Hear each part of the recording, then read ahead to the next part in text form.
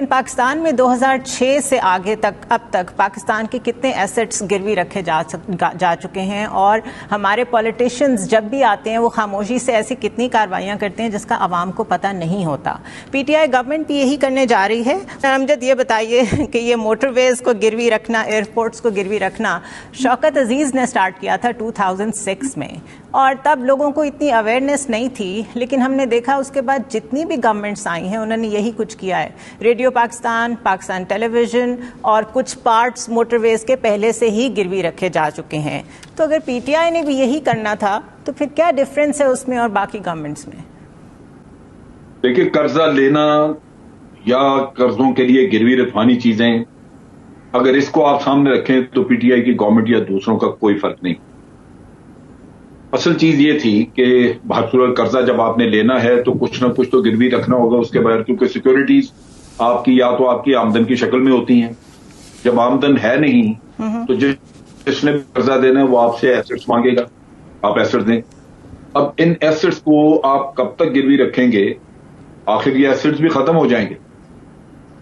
तो जरूरत तो इस बात की थी कि कर्जे उतारने के लिए आमदन बढ़ाई जाती, इसकी एक स्ट्रेटजी वर्कआउट की जाती कि कर्जे जो हैं वो उतरेंगे कैसे।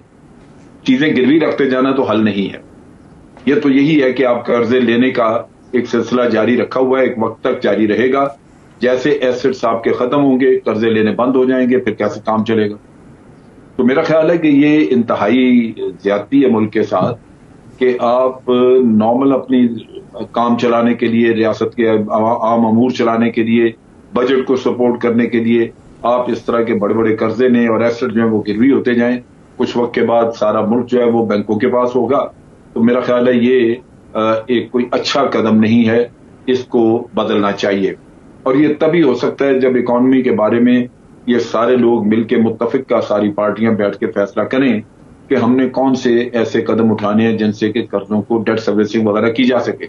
अगर ये मिलकर कोई स्ट्रेटजी नहीं बनाएंगे तो ये सिलसिला हर पार्टी आके इंडिविजुअली चलाती रहेगी, बिल आखिर मुल्क के पास बचेगा कुछ नहीं, और फिर मुल्क चलाने के लिए भी आपके पास कुछ नहीं होगा।